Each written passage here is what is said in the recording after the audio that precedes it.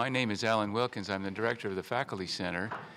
And my partner in crime, Jane Birch, and I, some time ago, about 7 years ago, started trying to figure out how do you be spiritually strengthening and intellectually enlarging as a faculty member. And we found faculty members who really did a good job of that from the point of view of students. And we talked to them across disciplines, had some focus groups. With them, and then we took themes out of that and started surveying students. Do you agree with them? That these are the kinds of things that help, and have been working at this for some time. One of the things that we did, we tried to ask these faculty, whom the students just really felt blessed by and changed by. So, were you just born this way, or did you somehow, was there a journey? Tell us about how you got here.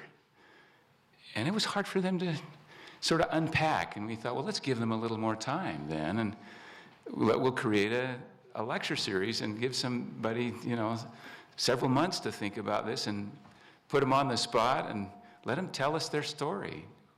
How did you develop? And were there times you stubbed your toe, or were there particular influences?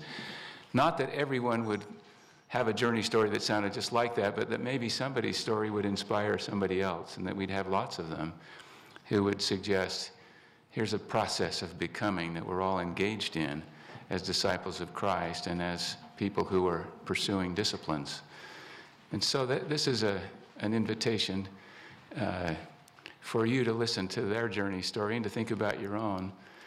I'm going to provide just a brief introduction to Bob Barrett, and then invite Michael Parker, who's in visual arts as well, to offer a word of prayer. Then Bob will have 35 or so minutes that you'll be able to watch illustrations and hear his story or stories. But he's consented to have some chance for dialogue with you afterwards. So if you have some questions that you want to ask him, or some part of his journey you want him to expand on, I hope you'll be taking notes and be ready to engage him in that kind of dialogue. So let me just share some things about Bob. Robert T. Barrett. I'm sorry, Robert just doesn't do it, Bob. I'm going to have to do Bob, if that's okay. Somebody I've associated with for years and just admire so much, and really am excited to have us hear from. Bob received a BFA in painting from the University of Utah in 1973 and an MA and MFA in painting from the University of Iowa in 1975 and 76. In 1995, he was awarded the Carl G. Mazur Award for Teaching Excellence at BYU, a remarkable accomplishment, and in 2004, he was awarded the Carl G. Mazur Research and Creative Arts Award. Even more remarkable that he would have received both of those. He was selected in 2010 as the Distinguished Educator in the Arts by the Society of Illustrators in New York City, and was selected in 2011 as one of the most honored living artists in Utah by the Springfield Museum of Art. He was also selected in 2012 as the 2012 to 2014 Phi Kappa Phi Artist by the Honor Society of the Phi Kappa Phi for his accomplishments in visual arts and illustration. In 2014, that is this year, he was awarded a 5-year university fellowship at BYU. He has exhibited his works in many art shows, including those in the Society of Illustrators in New York, the Directors Guild of America in New York, the National Arts Club in New York. His work has also been exhibited at the Society of Illustrators Los Angeles exhibitions and in a number of local venues. His illustrations have been published commercially by a long list of book publishers, too long for me to list, but Houghton Mifflin, Harcourt, Viking USA, you've heard of McGraw-Hill, Random House, Fawcett Books, HarperCollins, etc. He's talk about being well published. This man has been very productive. In addition, at BYU, Bob has served on a long list of committees at every level of the university, and has also served as associate and chair and department chair in his department, and as associate dean. I've been looking forward with great anticipation to hearing more about Bob's journey as he talks about becoming a scholar and an artist and a man of faith. So, Bob, we'll turn the time to you after we have Michael offer a word of prayer.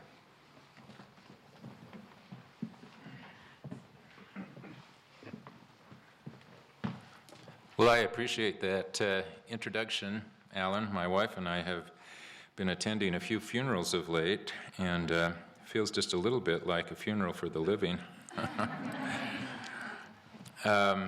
I'm greatly honored to be here today, and I appreciate the opportunity to address you. I'd like to express my gratitude to the Faculty Center and to Alan and Jane Birch for their faith and optimism in having me speak at this venue today. Here today also is my wife and great supporter, Vicki, a real trooper, who just returned with me from a research trip to the East Coast.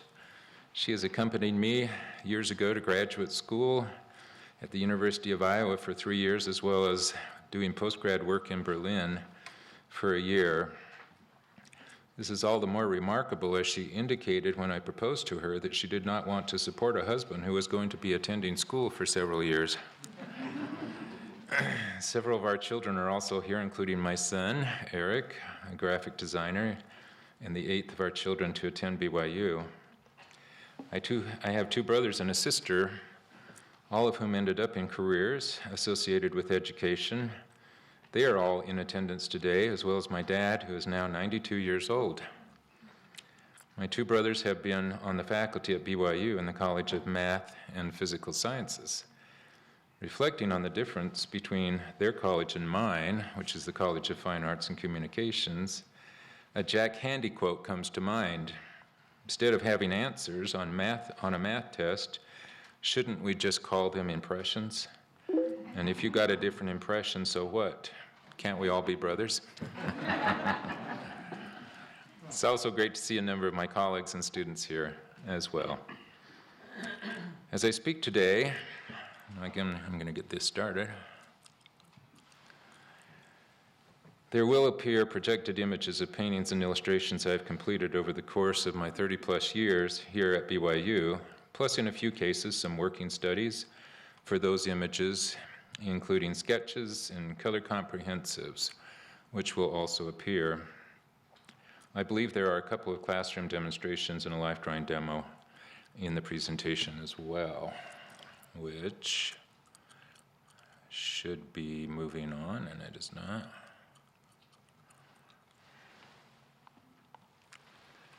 Let me just try something different.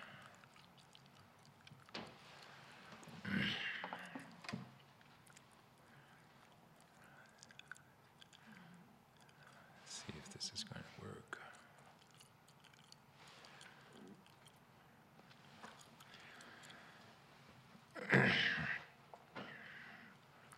I've had the good fortune to work for a number of outstanding individuals and clients in advertising, editorial, and book venues, including now over 20 children's books, and I've been able to explore a wide variety of different topics and subject matters. In the book Art and Fear, which I know my colleague Beth Ann Anderson, who's here today, loves, the authors David Bayless and Ted Orland state, art is like beginning a sentence before you know the ending. The risks are obvious. You may never get to the end of the sentence at all. Or having gotten there, you may not have said anything. This is probably not a good idea in public speaking, though it may be an acceptable idea in some forms of art.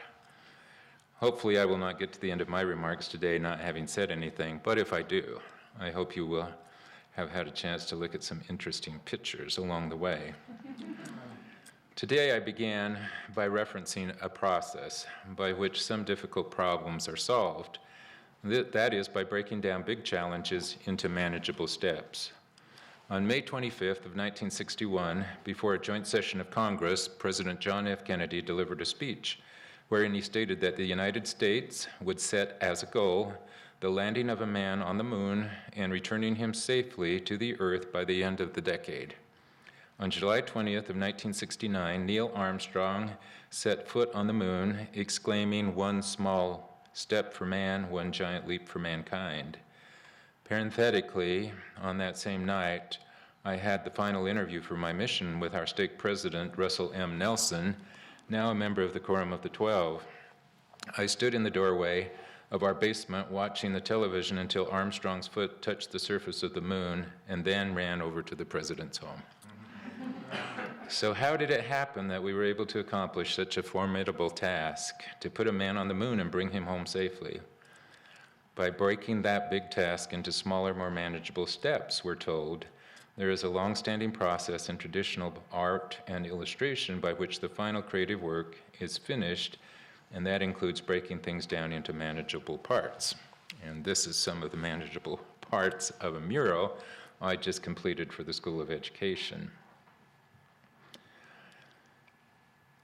A recent guest of the illustration program at BYU, Sam Weber, explained to students one of the reasons that he liked the field of illustration was that everybody understood the process, from rough sketches to more developed comprehensives to the finished art and revisions afterwards. During that process, the concept of the craft becomes both strengthened and clarified, another principle that I'll talk about today. This painting I'll refer to later was the first painting that I was asked to do by the Church of Christ, and you'll see a couple of studies for that, and I'll talk about that process yet again.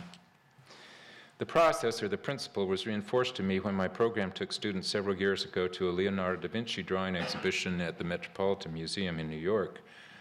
One can debate about how many paintings of Da Vinci's are still in existence, 14 or 15, depending on if you count unfinished work, but there are over 5,000 drawings still in existence. In the drawing show, we observed how it sometimes took several pages of drawings for Da Vinci to strengthen and clarify his idea in pursuit of solving a challenging problem, be it an aqueduct or a flying machine. As I speak today, hopefully you'll notice some emerging themes, breaking things that are complex down into manageable steps. How people's lives swing on small hinges, one of my favorite President Monson quotes. The importance of preparation, also several prophets, including President Monson, have talked about. The importance of doing research.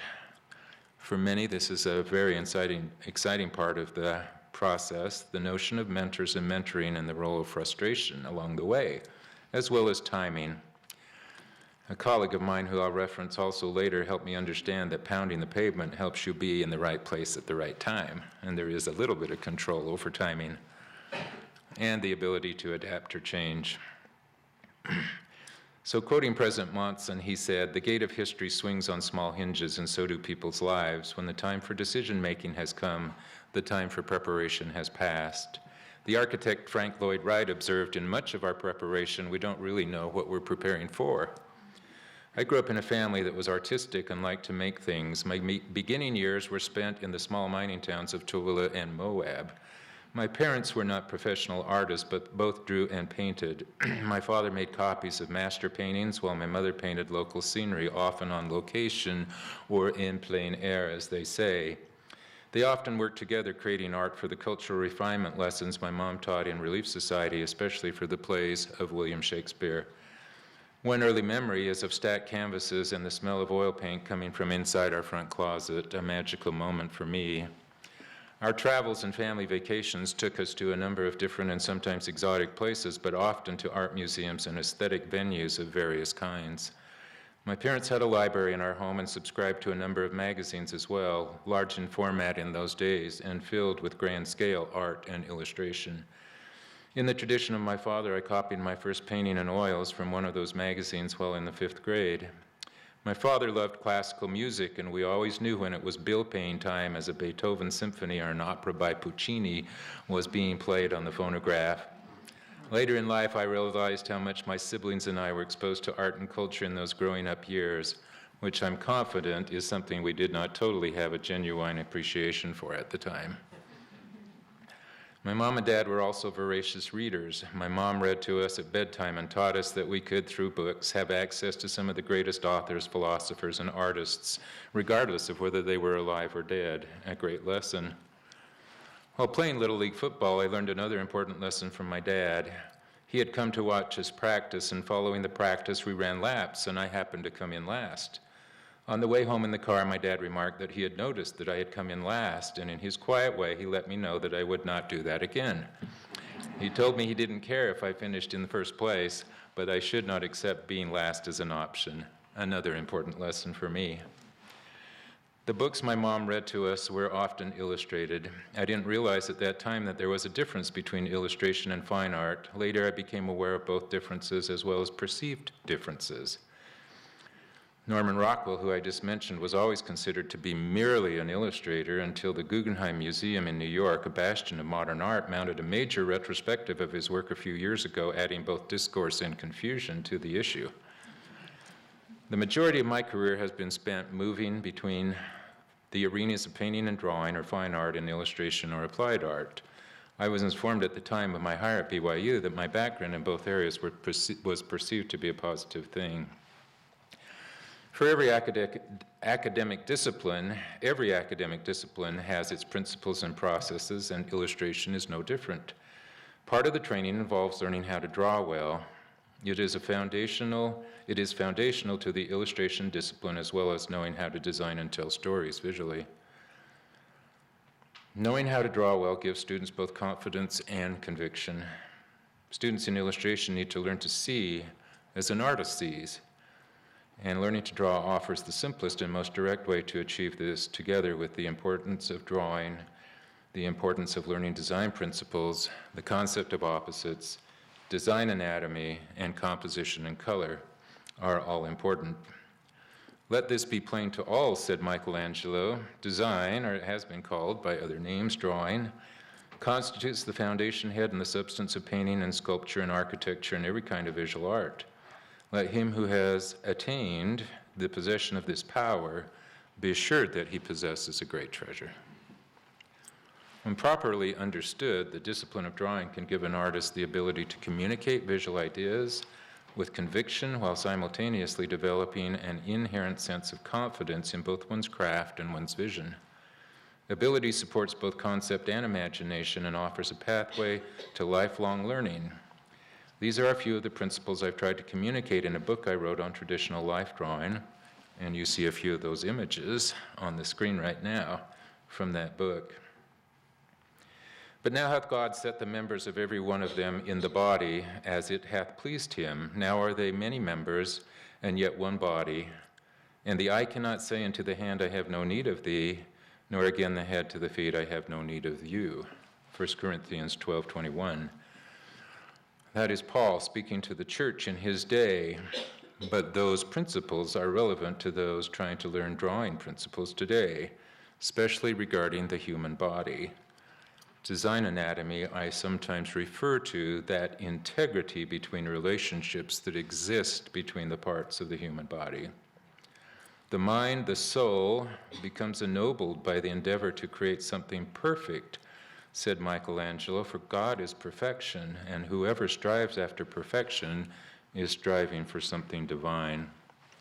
The animation artist, Glenn Keane, who I know many of you know his work, and some of my students here today I'm sure know who he is, stated, there is nothing more sublime and beautiful than the human body, a living temple created in the image of God. No wonder artists through the ages have tirelessly sought to capture its essence through drawing. I am fearfully and wonderfully made, David declared in Psalms 139, speaking of himself as a created being in awe of the divine master's skill.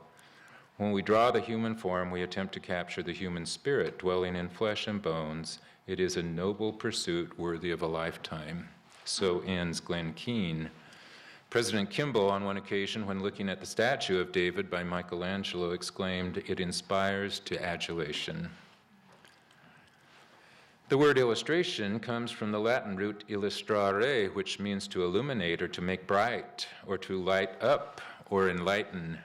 In this context, one can't help but think of those remarkable illuminated manuscript pages in books decorated with letters, designs, and pictures in gold, silver, and other rich colors. New York designer and illustrator Milton Glaser remarked, illustration, or the act of making a narrative clear, is one of mankind's great accomplishments. When we envision our history on earth, we realize how much of what we understand has been articulated by illustration. More recently, illustrator and educator Alan Mayle defined illustration as applied imagery or working art that visually communicates context to audience, a large audience, a democratic audience, to be sure. Illustration practice, he continues, is not judged purely by visual literacy and technical qualities, but is a discipline that is firmly established as one that engenders the best intellectual engagement with subject matter, problem solving, and visual communication. Illustration can also be applied to anything that is not driven purely by fad or trend in the global community, is its potential audience. Previous generations were informed, educated, or had their opinions swayed by commissioned paintings, pictures of glorious victories in battle, religious icons, moving images, and flattering or not so flattering portraits. Contemporary generations are influenced by illustrations, and because of the medium of print and now moving images in the digital revolution, accessibility is everywhere. Who, for example, in this audience has not been influenced by children's books? Creative entities holding keys to worlds locked inside the imagination and whose contents depict worlds that exist but cannot be seen. Children's picture books, whether fiction or nonfiction, feed us attitudes and information and help to develop our visual senses and our intellect. In an interview with fantasy artist James Christensen, President Boyd K. Packer stated that feeling inspired as an artist is not enough, that inspiration must be backed up with training and experience so that the work created is credible. He referenced the art missionaries who aspired to create murals for the Salt Lake Temple, which was nearing completion, but lacked the skills they felt to be able to do so. The church sent several of them on 3-year missions to Paris, then considered the best art education center in the world. There is a lesson in that, said President Packer. Feeling inspired was not enough. In Paris, they were not just taught how to paint better, but they were also exposed to the work of the great masters. Exposure to the work of masters, creative mentors, is critical, but frustration and feelings of inadequacy can be a natural consequence of such exposure. A painter who has no doubts about his ability, said Leonardo da Vinci, will attain very little in this life. When his work exceeds his judgment, the artist learns nothing. But when his judgment becomes superior to his work, he will never cease to improve. Frustration can, in fact, be an artist's friend, not his or her enemy. In the midst of my student teaching as an undergraduate at the University of Utah, I was routinely saying my morning prayers when I was overcome one day with the feeling I needed to consider graduate school. The more I prayed about it, the stronger the feeling became, and when I told Vicki that evening, she said, typically, predictably, I had a feeling I might be helping to support you through a large part of your education. And she was supportive. She ended up typing theses and dissertations in those days on an electric typewriter using carbon paper to make copies. When changes other than a misspelled word needed to be made on page 2, it meant retyping the entire document. Vicki also did some babysitting as well as other odd jobs. In August of 1973, when I entered graduate school, Vicki was expecting our first child, and we decided she should remain in Utah until after the baby came. So I drove the 1,200 miles out to Iowa City to find a place to live. I stayed at the Bishop's home, the Unsicker family, until the ward housing coordinator helped me get an apartment. Shortly after I drove home for my brother Bill's wedding and to load up and pull a trailer back to Iowa City with some of our belongings. The bishop's wife, Cleo, and her 3-year-old daughter came with me, as she had a daughter, Debbie, who was a student here at BYU. We broke down in Elkhorn, Wyoming, which is another story, but we became great friends along the way. I was just able to teach Debbie's daughter in a life drawing class this past summer, one of those small hinges. The grad program at the University of Iowa was a 2-step program. MA acceptance came first, and then if a student passed that review and was awarded their degree, they could apply for the MFA program. I was accepted into the MA program, but had to pass an oral review to be advanced toward a degree in the program. That review consisted of standing on a stage under hot lights, not unlike today. They seemed hot to me at the time, defending my work, which hung on the walls of the auditorium, to the entire art department faculty. In that review, I was told, among other things, that I was trapped by traditional cliches and too much facility in rendering. I was apparently not too articulate in my responses and did not pass that review. I began to wonder if I had come to the right graduate school. After considerable energy I had expended in coming, I couldn't help feeling somewhat discouraged and frustrated. My studio partner at the time had tried twice to pass that MA review and was not successful. I watched him be dismissed from the grad program, which didn't seem to help matters. I started doing research, including looking at other graduate programs. Remember how important that principle is. In my art department classes, I was encouraged to try different things. I was told I had too much illustrator in me, though I didn't know what that meant at the time, and I needed to draw with my left hand to overcome my predisposition to render. I was encouraged to look at painters like Milton Avery and try to paint more flat and less modeled or illusionistic, which I did. I was exposed to the work of Mark Rothko and Willem de Kooning and encouraged to paint more expressionistic, which I also tried. My traditional work continued to be challenged and was not accepted by several of the faculty. Though I felt very uncomfortable at the time, in retrospect I came to realize that it was not all bad. The uncomfortableness caused me to stretch, to question my motives, my work, and my direction. Being challenged definitely pushed me outside my comfort zone and exposed me to different points of view and different philosophies. It helped me understand the context of criticism, level large body of representational work.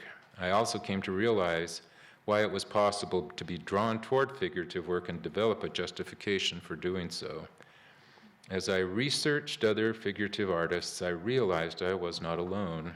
That research allowed me to develop an informed justification and critical theory for what I was drawn to and wanted to be exploring as an artist. My work became more than rendering and began to include interpretation and concept. My own experiences were projected into the work and also became more personal and symbolic. I think it ultimately became more interesting. Now I tell my students, learning to express your true selves through art is like searching for treasure or researching. It's a quest to find that emotional tie between the subjects and your hearts. It's an endless search where challenge and frustration must become your friends and your constant companions, who drive us all to search harder, to look deeper within subject, to find those things that excite our imagination and surrender to the catalyst that motivates us to draw and paint. Artist Dan McCaw wrote, "When I'm feeling the most frustrated, I know I'm about to reach a new level in my drawing or painting. Think of frustration," he said, "as the vehicle that moves us forward, and persistence is the fuel that drives it." Lord, grant that I may always desire more than I can accomplish, said Michelangelo. During my graduate days, I learned that frustration can actually become a welcome companion. As part of my research, I discovered New York figurative artist Burton Silverman, who also had his struggles doing traditional art in New York at a time when abstract expressionism was the trend. His work and his writings made a lot of sense to me. Years later, he became a personal friend, and our program here at BYU was able to sponsor several visits by him and 2 exhibitions of his work at the BYU Museum of Art. He was gracious enough to write the foreword of my book. Had it not been for that challenging time and my research, the research I was required to do, I may not have discovered Bert. Parenthetically, our guest program here in the illustration program is modeled after the one I experienced in graduate school at the University of Iowa.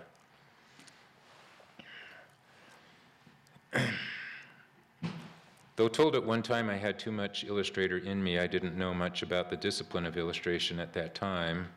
I knew that I wanted to work figuratively and tell stories.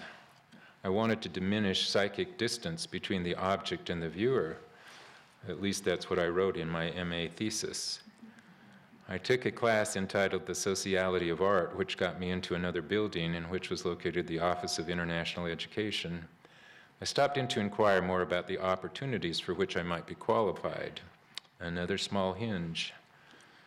The counselor was from Berlin, where I had served part of my mission. She told me I was a bit late in the application process, but that if I wanted to apply, she would help me.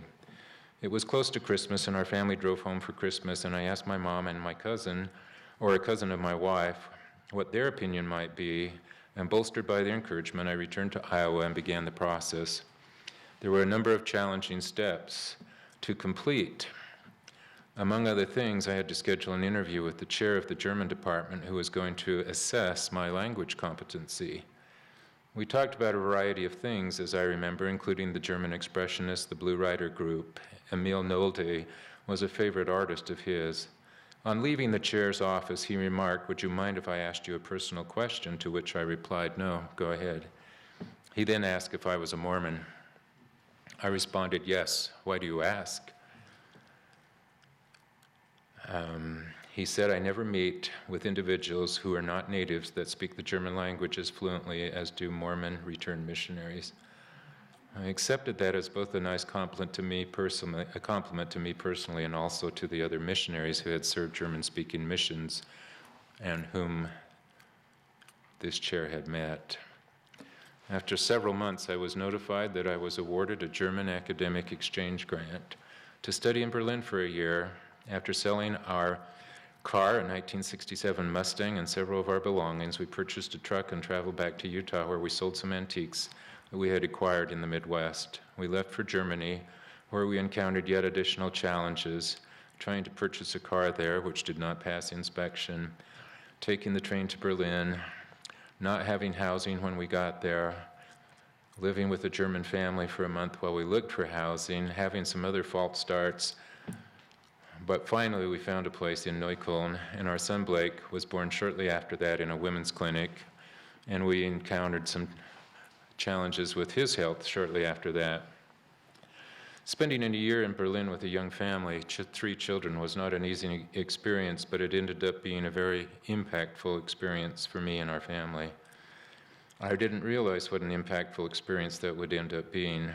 It was there that I had my first college teaching experience. The City Colleges of Chicago had an extension located at the Tempelhof Air Force Base where I had my first exposure to teaching illustration, even though it was called commercial art. I had access to great art, including Rembrandt at the Dahlem Gallery. And we were able to travel to other museums in East Berlin, as well as in Italy, the Netherlands, England, and Denmark. I had a chance to be exposed to some of the world's greatest art. We had a backpack that we put my son Blake in, and I carried him on my back through many of those museums. I have subsequently told him he owes me for being exposed to so much culture at an early age. To travel outside of Berlin in those days, one had to process through the checkpoints, Alpha, Beta, and into East Berlin through Charlie. At the Tempelhof Air Force Base, I learned more about the Berlin airlift and became aware of the story of Gail Halvorson, the Mormon candy bomber. Little did I realize at the time that I would much later be illustrating the story Christmas from Heaven, another small hinge.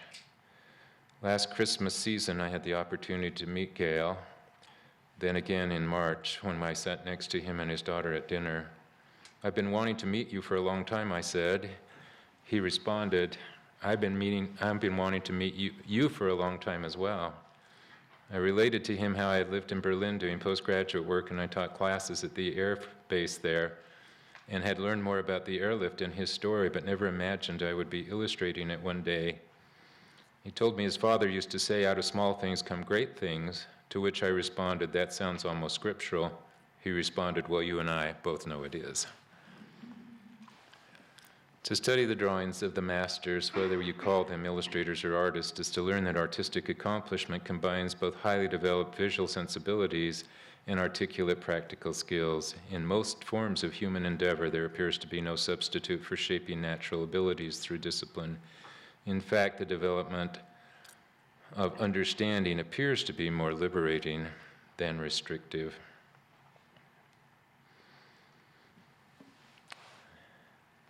Bert Silverman exposed me to his love of the French artist Edgar Degas, who said, "Drawing is not difficult if you don't know how to do it." Drawing is the artist, but he went on to say, drawing is the artist's most direct and spontaneous expression, a species of writing.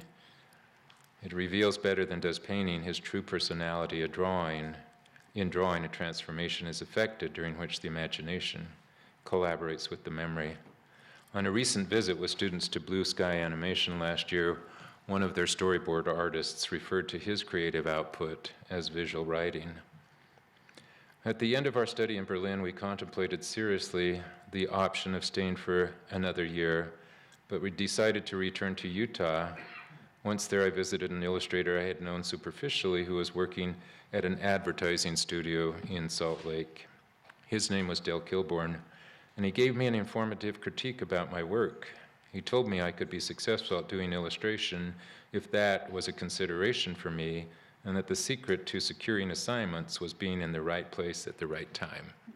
You remember this from earlier. Practically speaking, he said, the very best way to make sure that happens is to pound the pavement and try to be everywhere at the same time. Though not a member of the LDS faith at that time, he was baptized later, he advised me to go to the LDS church magazines and graphics department, as they were, he added, the biggest freelancer in the state. I made an appointment with several art directors on the 23rd floor and took in my portfolio. To my surprise, I secured my first job, a black and white illustration for the New Era. I remember it paid $150, and it ran on the cover the following February. Though religious in concept, the illustration was not overtly devout. However, what followed was, before long, I was being asked to illustrate stories from the Book of Mormon, church history, and the life of Christ.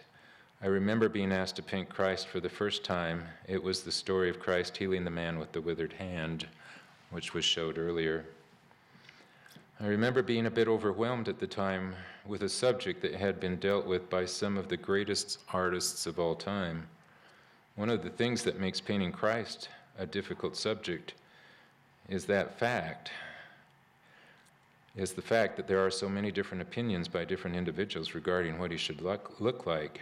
There's also the challenge of how to portray both strength and compassion, godliness and humanity at the same time in an individual. In the foreword of a book entitled His Face, Images of Christ in Art, we read, historically, Jesus Christ's physical appearance remains a mystery. No one knows for certain what he actually looked like. Nowhere in the Gospels is he described, and no likeness of him of any kind in any form can be dated conclusively to the years of his life on earth. And yet his face is the most familiar and recognizable in Western iconography. For centuries, rendering the essential quality of Christ's divinity and humanity has dominated the creative energy and imaginations of the world's great artists, from early unknown painters to the most celebrated masters. And although each artist's conception is an individual representation of Christ, and each image may differ in terms of specific physical characteristics, the image portrayed is always immediately identifiable as that of Christ. For although he is represented as a man among men, women, and children, the face of Christ, as rendered by the great painters, always reflects the unique dual nature of Christ as God and as man. The result of this considerable artistic achievement is a legacy of visions of Jesus Christ that is at once aesthetically magnificent and spiritually enriching. I reflected again on what I had learned regarding how one solves difficult problems. That is, by breaking things down into manageable steps. I started with research, and I remembered seeing a little head of Christ, a painting in the Dahlem Museum in Berlin, painted by Rembrandt. I remembered how it had had an emotional impact on me at the time. I began by researching other work by Rembrandt, and I did a color study using his palette. I also researched other religious painters, including Heinrich Hoffmann, who was loved by my grandmother. She had a print of the Christ and the rich young ruler, which hung on her wall for several years. It is the same painting borrowed by our Museum of Art here at BYU from the Riverside Church in New York for the recent religious exhibition entitled Sacred Gifts. Through a process of studying the work of other painters who had tackled this subject, and by doing thumbnails and sketches and color studies, I was able to complete the painting. A good friend of mine, Noel Carmack, wrote an essay for BYU Studies a few years ago entitled Images of Christ in Latter-day Saint Visual Culture, 1900 to 1999. At the beginning of his essay, Carmack stated, "The motivating impact that visual images of Christ have on members of the Church of Jesus Christ of Latter-day Saints cannot be overestimated. Such images often induce feelings of faith and devotion in responsive viewers. For example, church member Lisa Gepperlein of Kaysville, Utah, wrote to the Ensign saying, "Passing a local art gallery one day, I paused, struck by the beauty of a painting of Jesus Christ on display. My heart was touched as I looked at the face of the Savior, and I wished I had the painting in my own home. Afterwards, I found myself thinking about the impact that painting had had on me. I wanted those feelings to linger, to become an everyday occurrence in my life." At BYU, we are told that scholarship and creative work should bring faculty to the frontiers of their discipline. Scholarship is an important and indeed necessary part of the purpose of Brigham Young University, as it is at most colleges and universities. The opportunity to join in the quest for new knowledge and understanding, to contribute to the process of artistic performance, expression, or creation, and to improve the quality of life are responsibilities and opportunities of faculty at this university. Where I began my education at the University of Utah in the late 1960s, I was able to study drawing with a gifted portrait painter named Alvin Gittins. He hailed from England, and he maintained with some effort, I was told, his pronounced British accent. To me, the accent added an air of authority to what Alvin said. He was committed to teaching, and he became a mentor to many of us. My first experience with him, and we didn't get to have him as a teacher until we were further in the program, it was before my mission, was in a life drawing class down the hall from where he taught. But he walked in, stood behind me for what seemed to me like an eternity. As I turned around, he had his hand opened and he said, "Would you mind if I showed you something?" I put my chalk in his hand, and he proceeded to draw on my drawing and construct the socket of an eye with an eye in it. He then put that chalk back in my hand and said, "That's better, don't you think?" and left the room. Elizabeth Peterson, an art historian at the University of Utah, is working on a book, the definitive book of Alvin Gittins.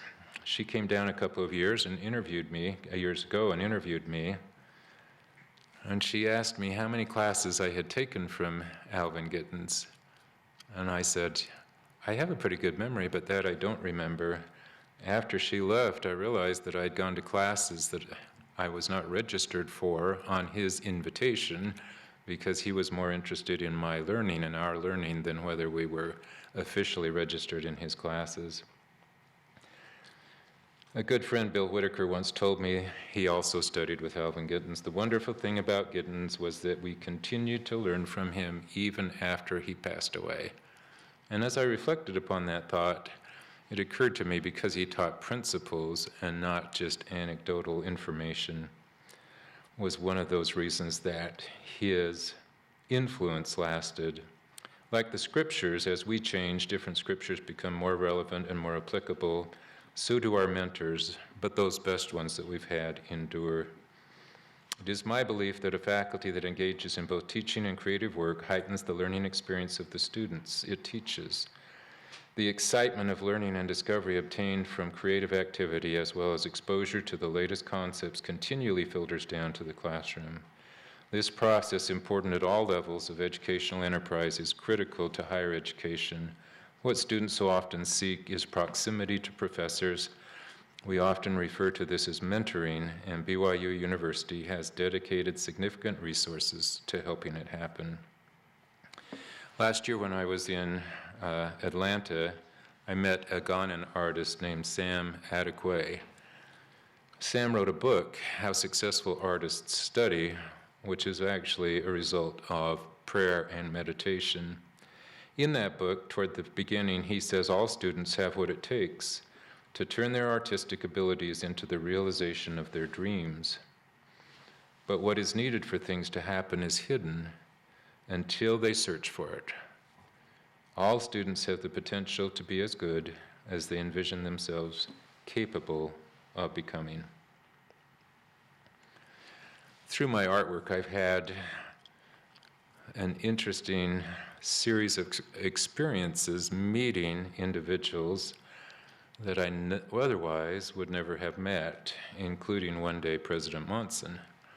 I had painted his portrait and was doing a signing at the flagship store in Salt Lake. The art concierge, Linda Howard, approached me and said, "President Monson wants you to go over to his office." I said, "How did that happen?" She said, "I called him and told him you were over here with a portrait of him, and did he want to come see it?" And he said, "No, but have Brother Barrett come over." I was dressed much less formally than I am today, and I said, "President Monson, I had no idea this morning when I got up that I would be in your office later today."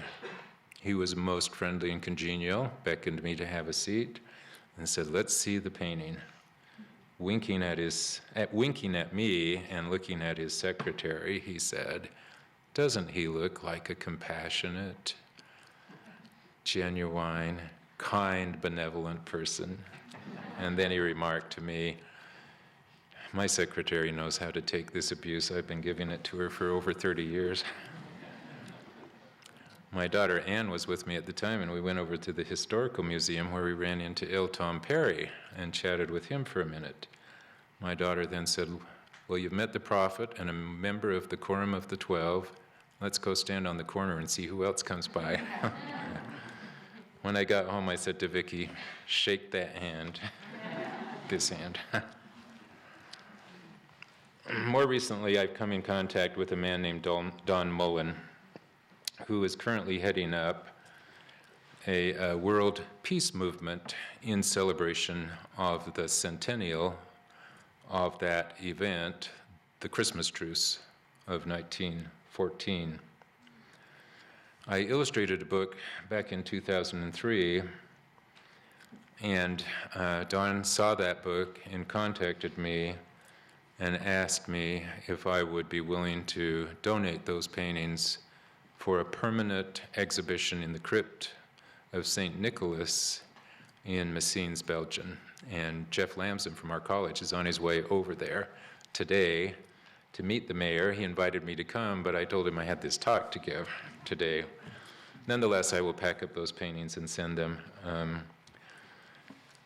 So at the end, and you see it's starting to loop around, I like to believe that through prayer, my life has been directed and guided. Following my mission, I decided to return to the University of Utah and continue my degree in drawing and painting. About that time, I had a heart-to-heart conversation with my parents, who had thus far encouraged me in my art, but now had questions related to my future economic welfare. I had been praying about my decision, and I told them all I knew through my prayers was that it was a correct decision, and I felt I would end up working for the church. I had no idea at that time that the church in part meant Brigham Young University. In an interview one time, an interviewer asked if I prayed before I undertook the assignments to paint a religious subject. She seemed surprised when I told her I prayed about all my work, not just religious subjects. So where do I go from here? I suppose in some ways more of the same.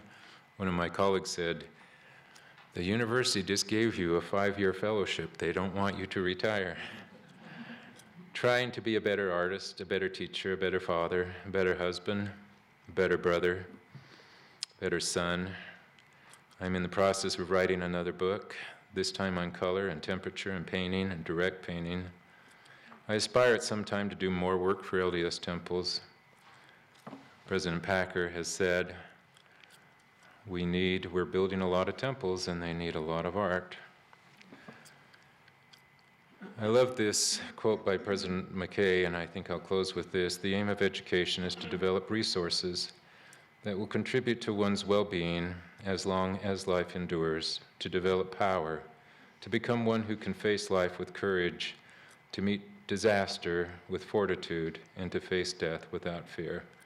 Thank you again very much for this recognition and this honor, and I leave you my testimony of the truthfulness of the gospel. I know our Savior lives, that Jesus is the Christ, that Joseph Smith was a prophet, the Book of Mormon is true, and this is the restored church upon the earth today. In the name of Jesus Christ, amen.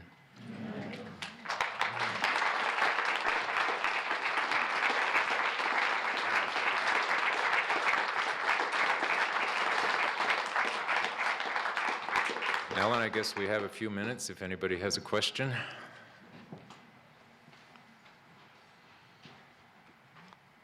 Excellent. Yes, in the back. Did you always want to be an artist all your life? I wavered a little bit along the way. When I was in grade school, I did some medical illustrations, thought I wanted to go be a doctor, but it didn't last for long. So other than that, yes. But see, I was very fortunate because I grew up around art, even though I was in small towns. My parents had art around us all the time.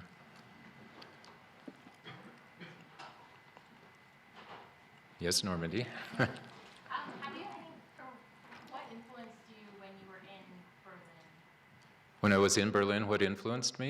Yeah, like what do you think were some influential experiences that you had there? Seeing great art, going to the museums. I baptized, on my mission, I baptized a young girl who was an art historian at the Free University. And she had actually listened to missionaries before, but had declined to be baptized. So we kind of made up lessons, but we met her at the Dahlem Gallery, and we went through the galleries and helped and allowed her to teach us while we taught her.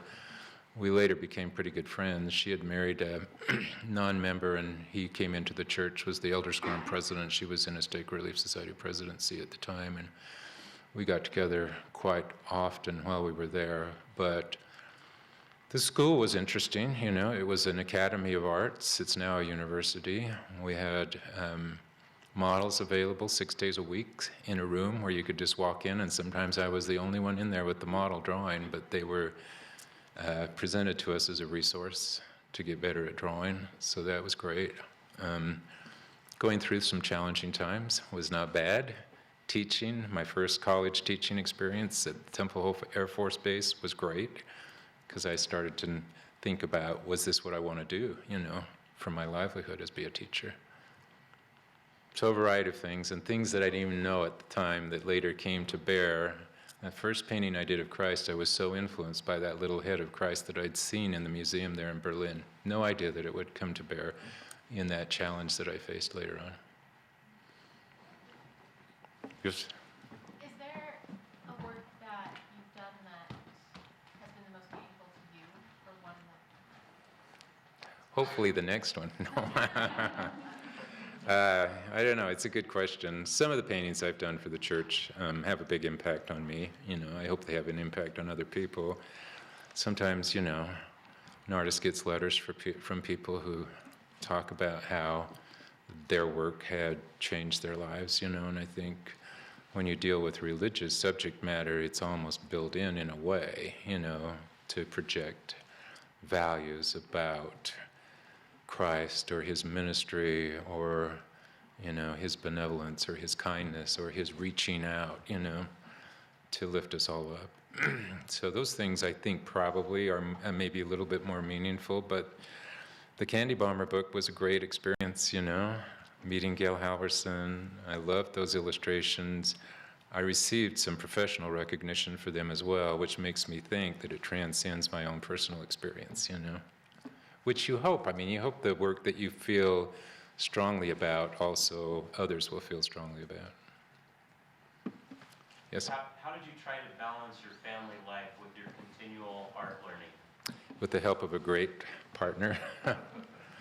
No, it's a great question. President Eyring said one time when he was put on the faculty at Stanford, he was hired that year with 9 other faculty members, and he said, I didn't give myself much hope for getting tenure there.